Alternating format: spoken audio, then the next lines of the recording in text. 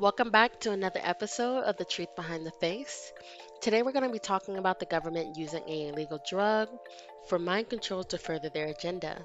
Before we get started, don't forget to like, comment, and subscribe, and don't forget to hit that notification bell button for more videos to come. During the Cold War, US was facing Russia, and US had got wind that communists had discovered a drug and a technique that would allow them to control the minds of others. CIA immediately began their own secret program called Mkultra, being ran by CIA chemist Sidney Gottlieb. As a part of the search to find out the drug that Russia was using, US stumbled across LSD and started using it in their trials.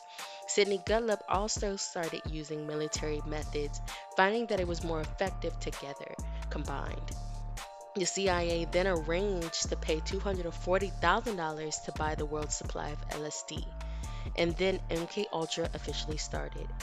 Their main purpose was to use it for their enemies during the war, but when they realized how much they could control the world's events and decisions, their minds started to wander. They would start using prisoners and people in financial troubles for their trial experiments.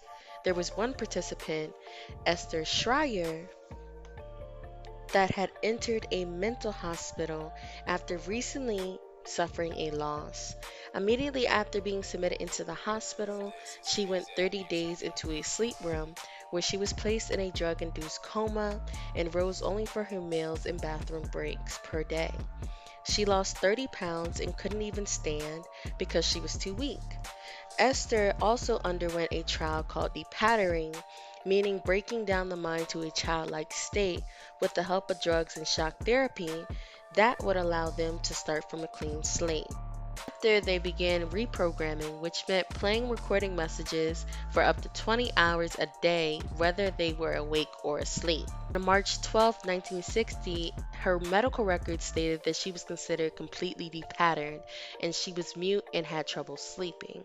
She had 29 electroshock treatments, but because she was 8 months pregnant, they stopped.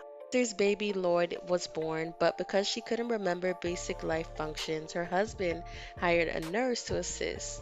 When the nurse wasn't around, she would give her instructions for baby care. Esther passed away from cancer in 2017 at the age of 84. In public's eyes, MK Ultra stopped in 1975, but the government has revisited it many times in periods of fear and uncertainty, and they're not afraid to use it when an important asset is involved. The government has used it in the music industry towards artists when they need them to continue their agenda. Instance, Britney Spears stated that she was drugged when her father made her sign the conservatorship. She mentioned her father would make her attend business meetings all day and rehearse for hours without choice. Her manager and her father stripped Britney of everyday things and micromanaged her, like hiring 24-hour security and personal doctors for her. And when she refused, they would notify her psychiatrist saying that she was not taking her medication, and her psychiatrist would up her dosage regardless if it made Britney feel sick. Brittany mentioned that if she did not listen to them, she could lose everything, like the right to see her child and her finances. She mentioned also that she was highly medicated and told what to do and say. But this is just what we know. Brittany was in mental hospitals and they could have done way worse.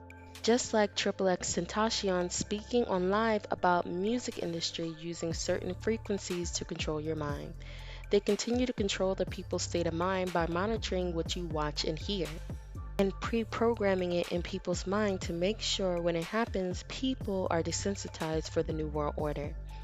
You must not allow them to control you, because when you're able to see the truth, you can prepare yourself for the satanic world that lies ahead. Until next time, of the truth behind the face.